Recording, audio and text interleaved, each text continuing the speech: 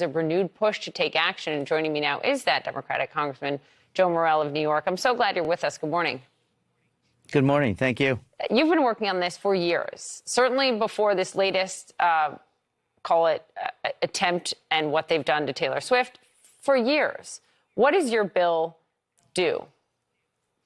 Well, I became concerned about this when I was a member of the New York State Legislature, and we successfully passed a law that prohibited the use of people's images and likenesses without their consent. So when I got to Congress, I wanted to continue to work on this and recognize that these tools are continuing to be developed and refined and made easier to use. And so what happened, unfortunately, Ms. Swift, is happening to thousands of women across this country each and every day. And so the legislation is intended to give them protections, to make it a federal crime if you post without someone's consent artificially derived images or created by artificial intelligence. So these deepfakes are dangerous. They're traumatic to women. They could cause reputational harm, financial harm, not to mention the mental anguish that they go through. I read through your bill. It's not long. It's 11 pages. Anyone can look through it. It includes a potential big fine, but also potential imprisonment for up to 10 years. You said post. So if someone unknowingly posts something that was made by someone else with artificial intelligence, would they be subject to this as well? Well, I don't know how you would post something without knowing what the images are. So it's your responsibility if you're posting to make sure that they're knowing if they're legitimate. Real or not. Yeah, okay. Let's move on because as part of your work on this, as I said, over years, you're also not really focusing on celebrities. You're focusing on people that don't get a platform and don't get the attention. For example, high school girls in New Jersey who have been victims of this. Talk about what you've seen.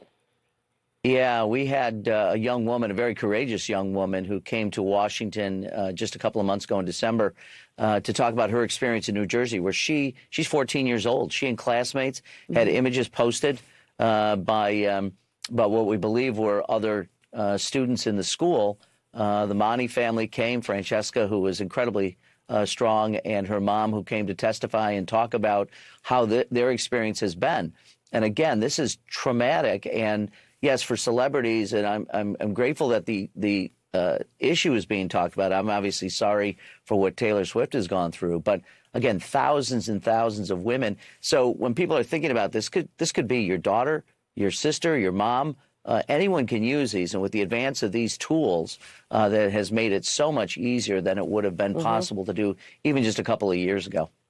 It was interesting. A couple of days ago, the CEO of Microsoft, Satya Nadella, they're huge in this space, sat down with Lester Holt from NBC. Here's part of that. I go back to, I think, what's our responsibility, which is all of the guardrails that we need to place around the technology so that there's more safe content that's being produced, and there's a lot to be done there and a lot being done there. And we can do, especially when you have law and law enforcement and tech platforms that can come together. I think we can govern a lot more than we give ourselves credit for. You agree with him on that last point, Congressman? We can govern, whether it's tech companies doing their part that they need to do, but also the Congress can govern this and make regulations. You know, many people say, oh, they don't all understand it. And that may be true, but there is more action that can be taken now, is there not?